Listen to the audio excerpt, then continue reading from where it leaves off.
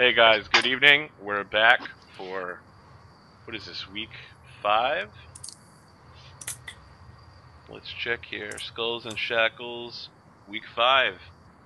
And we have Kiro back. Hello. He is back.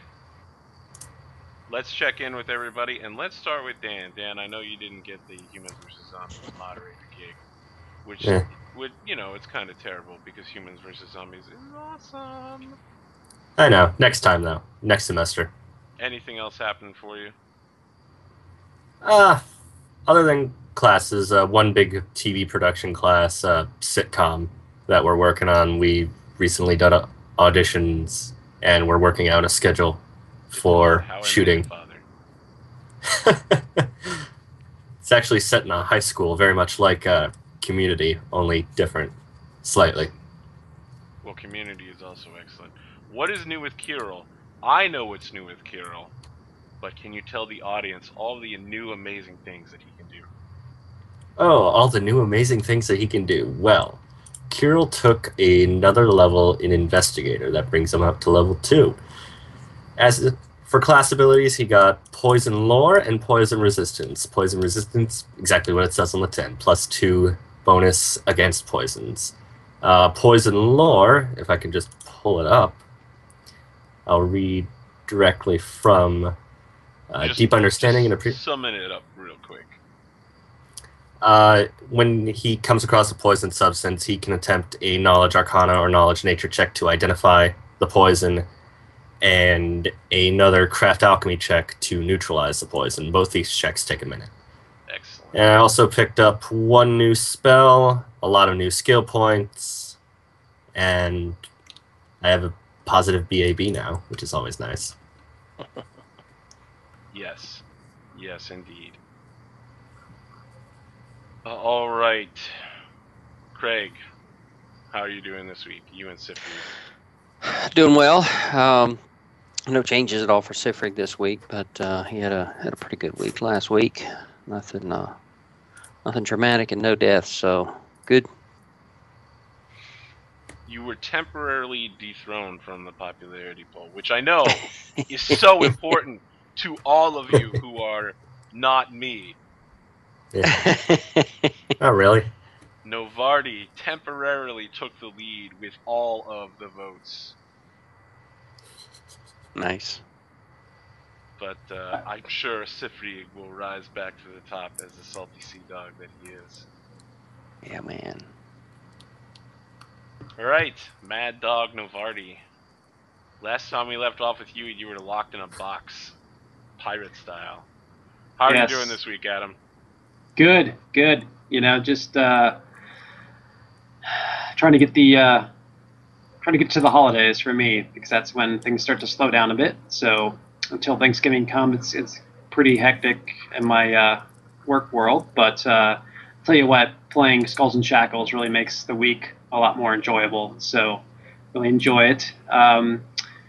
Navardi, yeah, he was sentenced to possible death in this hot box for the slaying of 2 crew members.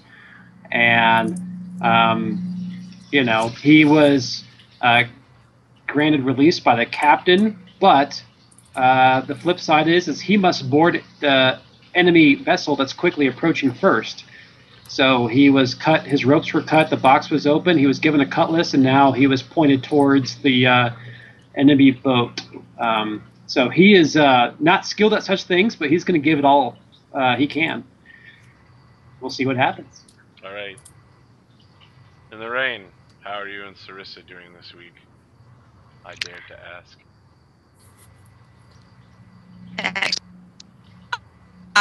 So people are into statistics want to know how many people vote in the. Last week there were 4 votes. All were for Navardi. Very good. I am doing well. Sarissa is interested to encounter this other ship and possibly figure out where the heck they are and how to get somewhere else from here. I think Sifri picked up knowledge geography, right? I have had knowledge geography, but it is untrained. But yeah, I have 2 ranks in it. Woohoo!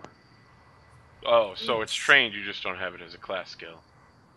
I'm sorry. Yeah, you're right. I said that backwards. It is trained. I don't have it as class skill, so I don't have the bonus. Doesn't Rogue get it? No, Rogue It's doesn't get it. Crazy, really? No, does not. I'm shocked. That's why I was saying I got to figure some way to get it as a class skill without taking some feat. Well, I'll tell you what, additional traits is an amazing feat to take. It's okay. depends on the traits, really. Depends on whether we get to pick them. Yeah, indeed. Oh, yeah. All right. Well, let's see here. Adam, you usually keep pretty good notes. Did you do that last week? It's okay if you didn't. I was just looking for a recap.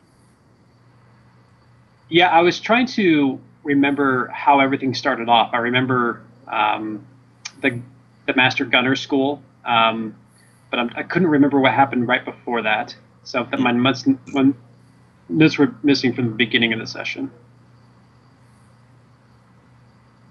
Well, before that, I think you guys were assigned to the jobs that you least liked.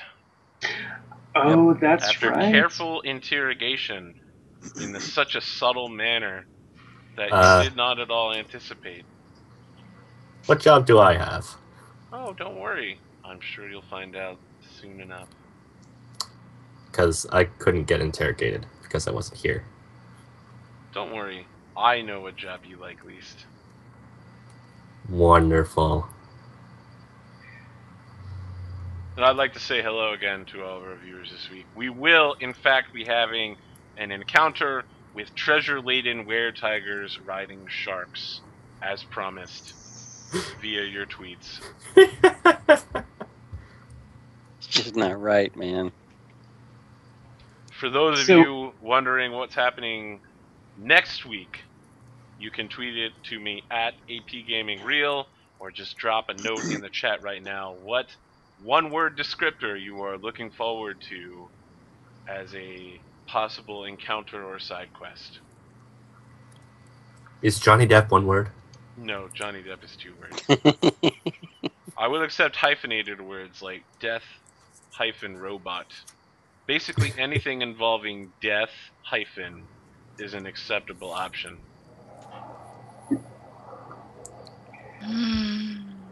So Mr. Plug was the primary person responsible for reassigning the jobs to us that we least desired. The captain looked frowningly upon that in a discussion with Mr. Plug, but he was able to convince the crew, convince the captain that our strengths would be in this new jobs. And Navardi was working the bilge. I couldn't remember what the other Sifrik and Surissa's jobs were. But anyways, they were least desirable or least useful skills. Tended us to not do well. But the big event from last week, I believe, was we discovered a plot that Navardi's life was in danger. So he was told that this is basically his last night on the ship. He had to repay his debt, and everyone basically wished him good luck because they didn't expect him to see the light of day. So we did a lot of discussion as far as how to prep for it. We tried to hide some weapons within the bilge. That didn't work. We thought about putting dummies in our sleeping hammocks. But eventually what happened was when Navardi was working in the bilge, he was frisked for weapons. None were found. It was obvious there was 2 other crewmen that were carrying weapons. One of them was, oh gosh, I'm trying to remember their names. I think they're labeled on the spreadsheet. I'm looking at the spreadsheet. I'm just Jaundice Jape and Narwhal Tate.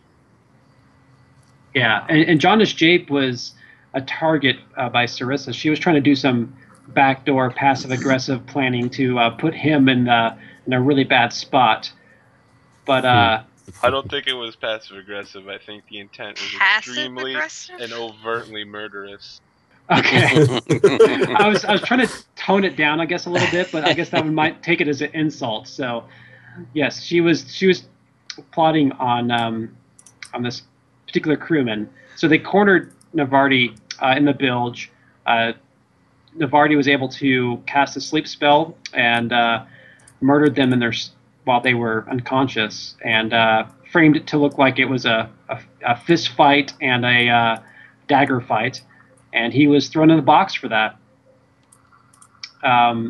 Prior to that, we had some training school with Master Gunner Riaris, and she taught us how to basically board a ship using ropes and a grappling hook, while others, including crew members, would throw fruit, dead plagued rats, and other filth at us. Sifrig was the only successful person to board the training ship, but it was difficult, much more difficult than we expected. And so now it kind of brings us back to where we are. I believe we had some successful attempts of turning some more crew members helpful, but the immediate concern is the enemy vessel that I was instructed to board first for my crime against killing the 2 crewmen. That's well. Indeed. Did I miss anything That's a important? pretty good summation. Okay. You even covered the part where everyone was whispering that you were going to die and they were saying goodbye. Yep. That was my favorite part, was seeing your reaction as each person was like, I'm going to need you to pay your debt now. Yep. Now, am I wrong here, Dan? I noticed that you had like a stub cigar earlier, and now I'm noticing that Kirill as well has a cigar in his mouth. Yep. Yep. Well, it's a Nerf dart, but whatever. I see. Even That has a nice commitment- Has a nice glowy end on it. Yep. Costuming is something that I appreciate on this show. As you Not know, Well, dyeing little my bit. hair orange, guys. Well, I can spike it if you want. you could get like a mohawk wig, an orange mohawk wig, and just throw it down there. I think it would interfere with your headset, but I think might my be daughter's worth it. actually got one I could borrow. Too many questions. Moving past. Well, apparently she likes to fight, if I remember correctly from the prior sessions, right? My daughter? Yeah, you said that there was a comment about fighting like a girl, and you said that your daughter would tell you different. Oh yeah. Yeah. Yeah, she doesn't exactly like to fight, but she will not. She'll not hesitate to throw down like a boy, I guess. She does not fight like a girl. All right then. She throws down. Yeah. Haha. So you guys, I believe last week, all did your task before day 21, which was the day of piracy. Now, in the morning, Captain Barnabas Harrigan takes the wheel and says, "Now there, Master Scourge, gut them wee puglets. There be were-tiger shark riders about, and we want them to follow us to the battle." And Ambrose Crook brings up We do? 2 pigs and guts them, and then while they're still living, lowers them into the water. And for the next few hours, you notice an increasing number of sharks with were-tigers wearing necklaces of adaptation riding them. And they're all just, they have like an assortment of scimitars and falchions, and one has a falcata. But they are all following that delicious, delicious dying pig. Master Scourge turns to you guys and says, "Was he? No. Mr. Plug is the high-pitched one." Master Scourge is like, "Arr! I'll explain to you, because you look kind of confused over there. Indeed, the Were-Tiger Shark Riders are a fierce band of nomadic shark riders. They used to come from Vudra before they were forced out by the Kadiran Empire. They're pirates true and true, and they live under the seas with their shark mounts. We want them at the battle, so any foolish Rahadumi crew members who fall overboard will be eaten alive instantly. We have good deals with the shark people, and we keep half of whatever falls in the water. It's a good recovery rate. All they ask is for some delicious pig meat. It totally makes sense. Wow. Do they discriminate between enemy crew members and our crew members? No, they do not. I would imagine not. No. Yeah, why So would they they? let you We're know new. if you spend more than about 15 to 20 seconds in the water, you're basically a goner. Yay. Okay. Navardi's definitely going to inquire about some climbing potions, if there's any available. Nope. That sounds like a really specific magic item that Cutthroat Grok does not have on hand. How about climbing scrolls? Nope. I think there's monkey fish? Fish monkey? I don't know, it's in the new book. It gives you a climb speed and a swim speed. Like, granted, they're both 10 feet, but still. Hmm. Are you sure Anyway. that's a real thing? Because monkey That- fish I sounds more like something you might see in the bestiary under owlbear. I swear to God, it is a real thing. What about, are there any scrolls or potions of jump? Nope. Yeah, Really, monkey really fish. specific spells that you're not often going to see on a pirate ship. Yeah, I know. I just thought I'd ask because I'm concerned. Wow. They're It's a honest to gosh, transmutation spell. monkey fish transmutation. Uh-huh. See? Wow. It's so rare that no one in the Shackles has heard of this spell. That is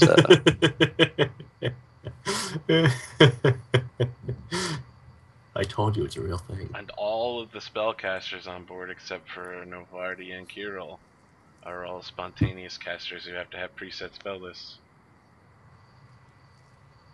Fun. Well, I guess there's Sandara Quinn. not a good place to take care of a book. On a boat. So So, get your swim trunks. Your flippy floppies. you guys have a few hours before the battle. Is there anything you'd like to do to prepare yourselves? I believe you have some gear that you might hand around on your group list. Yeah, we purchased 3 Cure Light Wounds potions last time, Yep. and so I was carrying 2, and then I'll hand one of those to my nephew. Am I wrong in thinking that the potion of cure moderate wounds was never added to the loot list? Wait, what?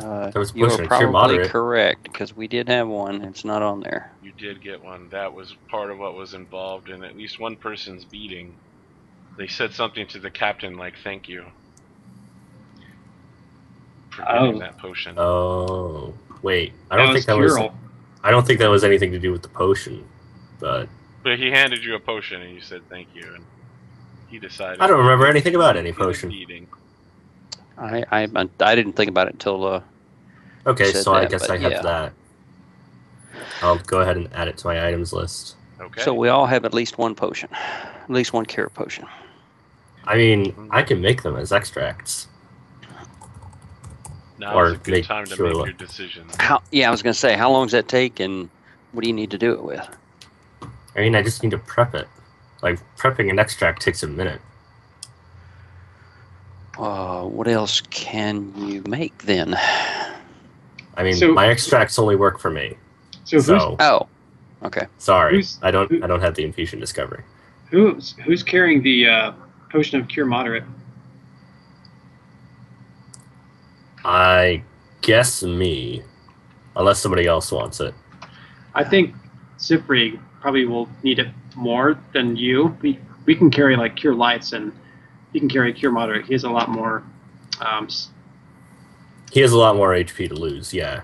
I'll trade you the Cure Light for the Cure Mod if you want. I don't care. I've also got a lot more HP to stabilize. Deal. You know. Okay.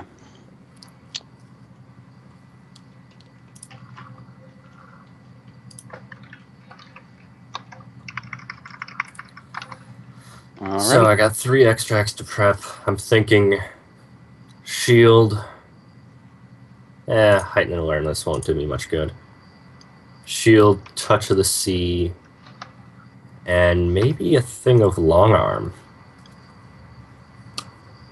Give myself 5-foot reach. So, Siprig's carrying the Cure Moderate. Mm-hmm. And we have 3 Cure Light Wounds potions, so one for each of us, correct? Sounds about right. All right, cool. You know what? I think I'll prep myself an extract of Cure Light alongside the shield and the touch of the sea, just to, have on hand. And the potion can be a backup for whoever needs it.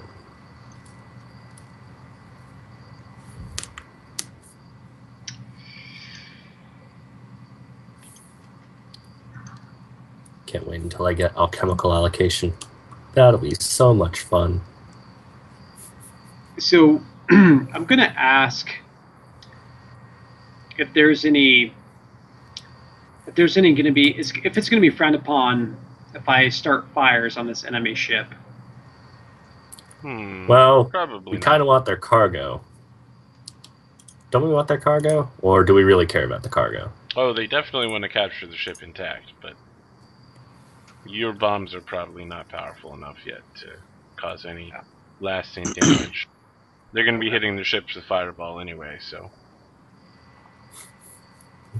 Oh yeah, the sorceress. The one who's really terse. Tepri Longfarthing. Sure, that's a word. Terse. Well, a bit of an understatement, sure. Is there any equipment that helps with swimming or climbing? Grappling hook. Grappling hook, yeah. Rope. Rope, grappling hook, but we're going to be Tying given yourself those. off to Sarissa. Oh, yeah.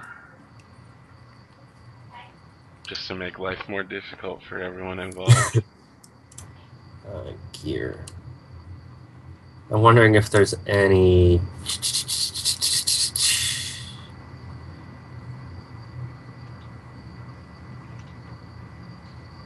There's an interesting thought. Sarissa walking through the water throughout the night, stopping to take a rest and tying off like some person that she's killed and dropping them underwater, using them as an anchor so she doesn't float anywhere.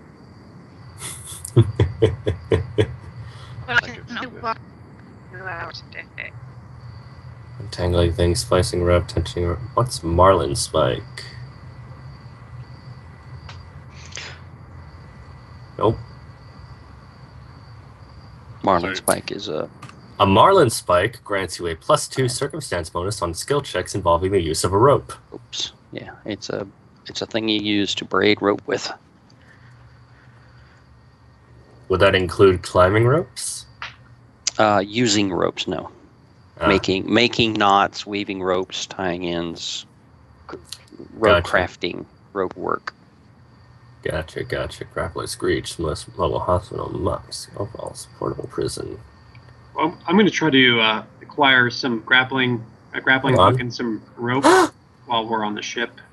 Is that pretty much? Is that just free? hand it over to you. Okay. Wait, I might have found something. Rope runner. You can place this metal contraption onto a tongue.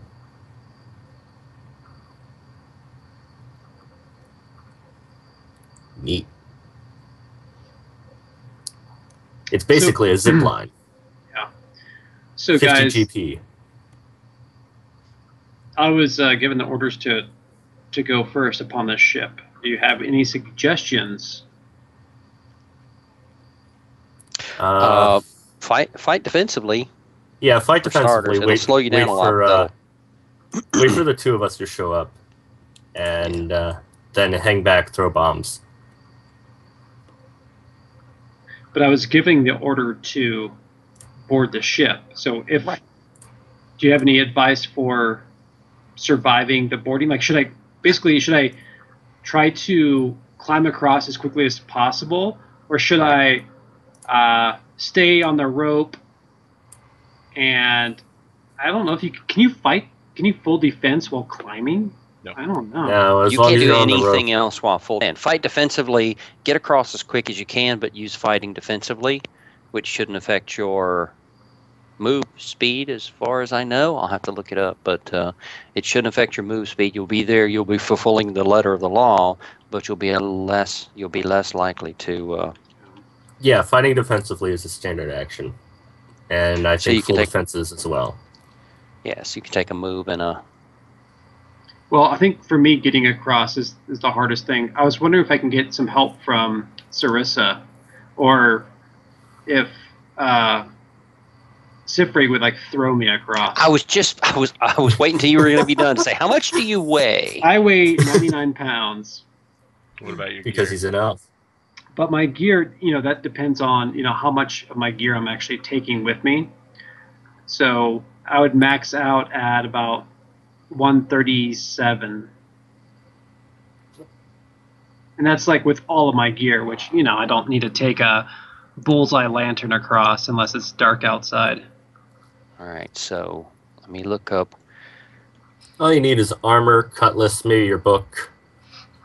Well, I'll be casting mage armor for armor. I wouldn't bring the book unless you just absolutely have to. No. No, not even the book, so that's a pound right there. 3 Potion. pounds, actually. Yeah, because if you fall in the water, the book is toast, and that would be bad. Pathfinder rules. How much can a character throw? How can I throw a character across the room? PC across the room as far as the story demands. What is your light load? Blah blah blah. Back. Probably really high. Load. Well, okay, where's it at? It's on What's your your character strength? sheet. I can't find. There it is. Light load is 86. What's your light load when raging? I would have to change it. This sheet is too much trouble. And it is way too slow.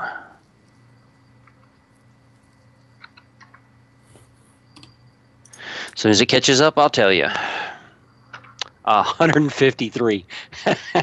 So More than enough. I can could easily easily chuck you throw after him. I'm raging.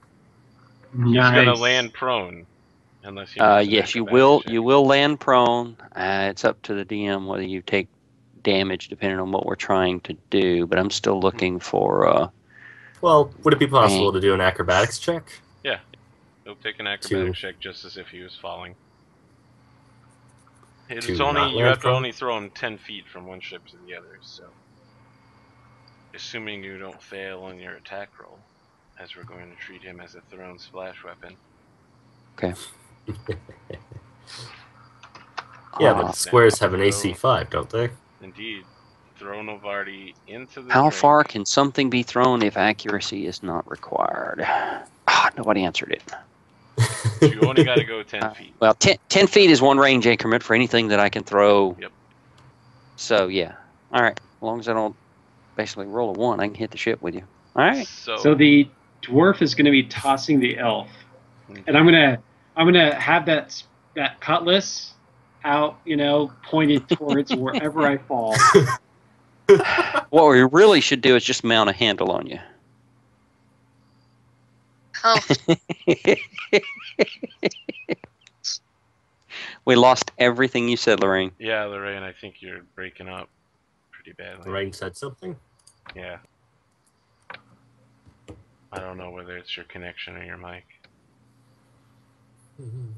Are you still Try there? again? yeah, I'm still here. Yeah, you're breaking up really bad. I think this happens from time to time. All right. Yeah, we can. I think we can throw you without any real trouble. Indeed. Sounds all right. So the dwarf is going to toss the elf. Yep. It's elf chucking time, which is You just do not something toss a dwarf. that I think Sifric really deep down inside has always wanted to do anyway. So Toss one of every race. throw Well, one of every race. as Chuck hard it as off you your can. bucket list. you have been practicing, with the pig contest, so you should be, a greasy pig, compared to a clean shaven elf should be no Yeah. problem. And I threw the pig completely off the ship and out into the ocean. So yeah, my total weight is 106 Okay. right Yeah, now. no So problem. I'm leaving a lot of my gear I at home. yeah, I can throw 150 for a 10-foot increment with no trouble, Sweet. All right. So, which is are you guys just prepped? hilarious. Quick question. What kind of checks are involved in boarding? Climb checks? I know. It's an attack roll. It's an attack roll. Yep, you're throwing a grappling hook. Okay, ranged attack roll. I gotcha. And then climbing across or swinging across. Okay, yeah. I could do ranged attack. I can do ranged touch attack.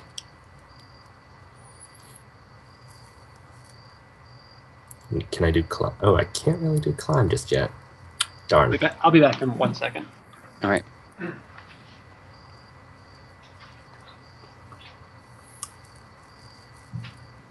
The real question for me is, should I bother to bring the shield?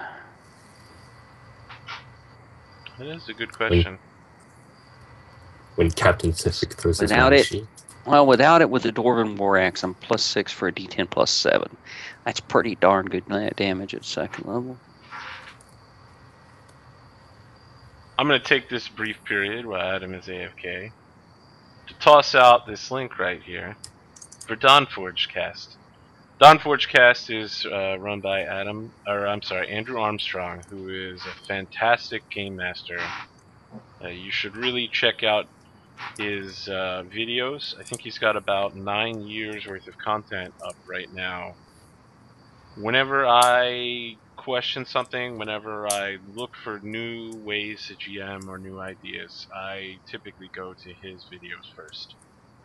And this channel itself, the videos I'm doing here are inspired by two different things, and Dawnforge Cast is very heavily a part of that. I would not even be into the Pathfinder system if they hadn't switched over around season 4 or 5. They were talking about like Saren Ray, and I was like, "Who's this Saren Ray? Where's my Paylor?" But they brought me around to it with that Rise of the Runelords game.